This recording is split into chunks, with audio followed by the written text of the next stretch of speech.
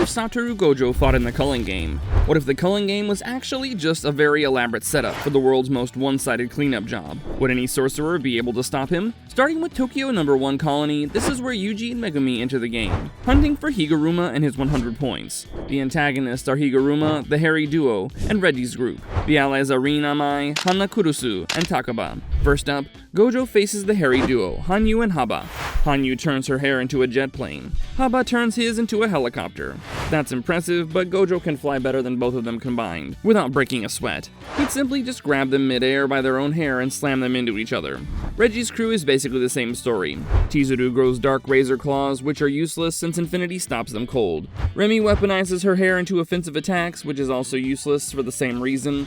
Iori Hazenoki is at least a little more interesting. The man pulls out his own eyeballs and teeth and throws them as explosive projectiles, which is genuinely unhinged behavior, and he has reverse curse technique to grow them back, but explosions are still just kinetic force and heat.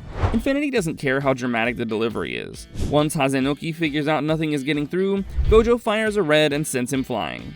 Then there's Reggie Star himself, the most capable one in the group. His contractual recreation lets him burn receipts and materialize whatever's written on them. Weapons, shikigami, even the full restorative effects of a luxury spa stay. Against Gojo, who keeps himself in peak condition 24/7 through reverse curse technique, the spa trick is completely pointless. And nothing Reggie pulls from those receipts crosses Infinity. He does technically have a counter to Unlimited Void, Hollow Wicker Basket, an ancient form of a simple domain that neutralizes a domain's sure hit. But Hollow Wicker Basket only buys time, it doesn't win fights. And against Gojo Satoru, borrowed time is just a delayed defeat. Gojo compresses him with blue and moves on. Now for the actually scary one. Hiromi Higuruma, genius-level talent, possibly rival to Gojo himself, and his domain, Deadly Sentencing, is unlike anything else in the game. It's a non-violent courtroom where a shikigami called Judge Man puts you on trial. Found guilty, you either lose your curse technique through confiscation, or Higuruma gets the executioner's sword. One scratch is instant death, no exceptions. It all comes down to timing. If Gojo opens Unlimited Void the moment Higuruma casts Deadly Sentencing, Gojo wins the domain clash and it's over. But if Deadly Sentencing goes up first, Gojo is stuck inside and can't use violence. He has to play along. And Gojo could realistically be found guilty for a few things, one of which is the 0.2 second domain expansion on civilians in Shibuya. But Gojo isn't Yuji. He'd talk his way around every single charge, request a retrial, and turn the courtroom into a performance. The odds of him actually getting convicted are nearly zero.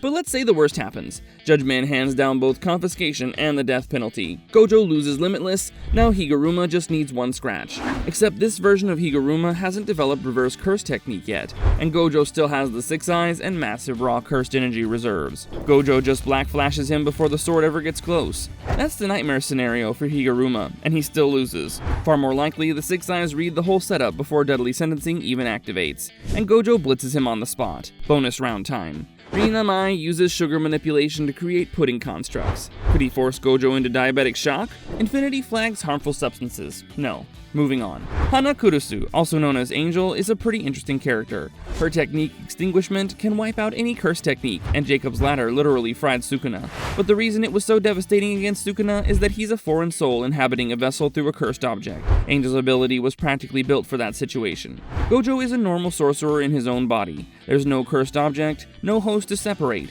Jacob's Ladder would still strip Limitless if it connected, but Gojo would never let it connect. One black flash, and that conversation is over before it starts.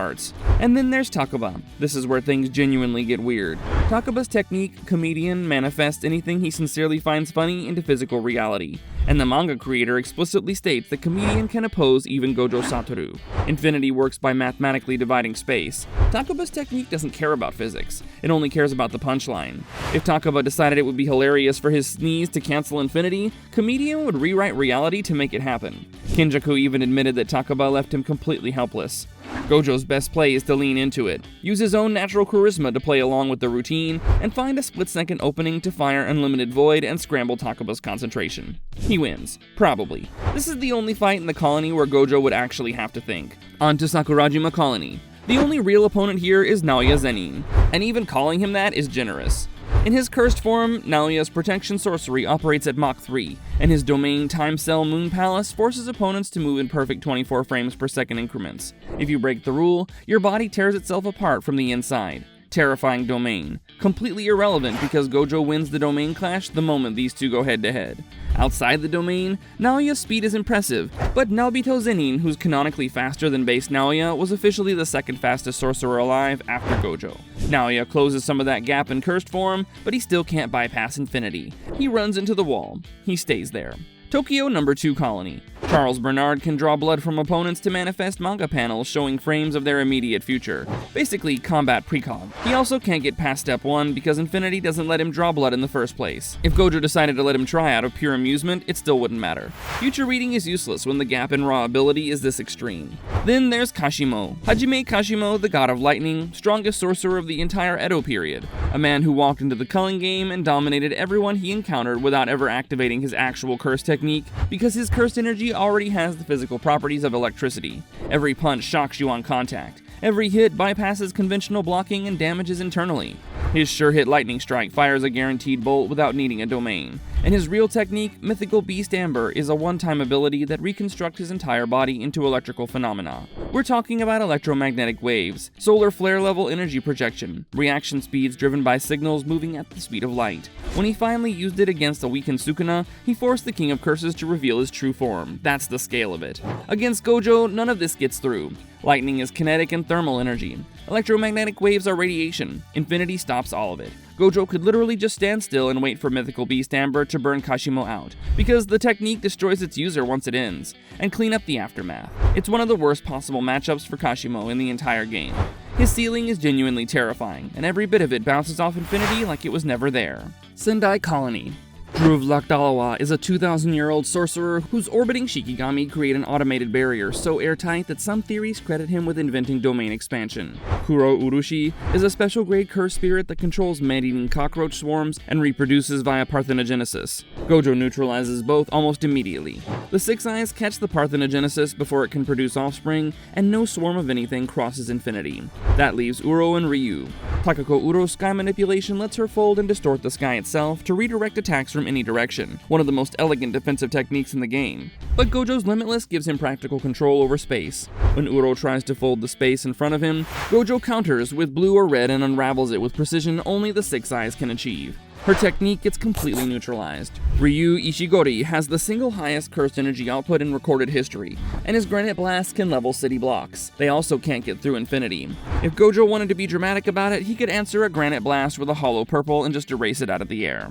What if Uro and Ryu teamed up and forced a simultaneous domain clash? Unlimited Void, which held its own against Malevolent Shrine despite being a closed barrier domain, overwhelms both their domains at once. Uro and Ryu get hit with infinite sensory information flooding their brains simultaneously, and it's over. Then there's Yorozu, who's in a different category entirely. Her construction technique can materialize any object with mathematical perfection, and her ultimate creation is a geometrically flawless sphere that exerts theoretically infinite pressure at its contact point. One touch erases anything it reaches. Her domain, Threefold Affliction, makes it a guaranteed hit. It nearly cornered Sukuna, and Sukuna had to rely on Mahoraga's adaptations to barely survive. Against Gojo, the sphere doesn't cross infinity outside the domain. And inside the domain, Gojo wins the clash cleanly. It's not close. Now for the fight you've all been waiting for. Gojo versus 15-finger Sukuna inside Megami's body. Here's what makes this completely different from Shinjuku. Sukuna hasn't tamed Mahoraga yet. The reason Sukuna survived Unlimited Void in their real fight is because Mahoraga had already fully adapted to the technique. Without that, Sukuna has no reliable answer to Gojo's domain. He can still summon it, but he'd have to tame Mahoraga mid-fight. Gojo simply wouldn't allow that. Malevolent Shrine is still a threat as an open barrier domain that attacks the outside of Unlimited Void's barrier. But assuming Gojo was sealed in this timeline, he carries the Prison Realm experience into this fight and shrinks Unlimited Void down to basketball size, dramatically increasing the barrier's external durability. Malevolent Shrine slashes don't get through. Without Mahoraga, Sukuna runs out of answers. Gojo wins. Finally, in at least one timeline, Gojo wins. Lake Gosho Colony. This is Kinjaku's home base, and the man who sealed Gojo in Shibuya is technically a serious fight. He has Curse Spirit Manipulation, Anti-Gravity System, Reverse Curse Technique, and an open barrier domain. Womb Profusion, whose sure-hit effect dismantled Yuki Tsukumo, and Tengen's entire plan to use his own domain against him. Theoretically, that's very dangerous. In practice, Kinjaku spent his final arc hiding directly behind Sukuna once Gojo was unsealed. That's all you need to know. Hollow Purple answers Uzumaki. The Six Eyes read anti-gravity system in real time. The Domain Clash puts Wound Profusion against Unlimited Void, and Gojo shrinks his domain to protect the barrier from the outside. Once Unlimited Void locks in, it takes over 1,000 years of accumulated jutsu knowledge and fires all of it in Kinjaku's brain at once until nothing functions anymore. Gojo wins the Culling Games. But what if instead of Gojo, Sukuna fights in the Culling Games instead? Click on this video to find out. Go ahead, click it.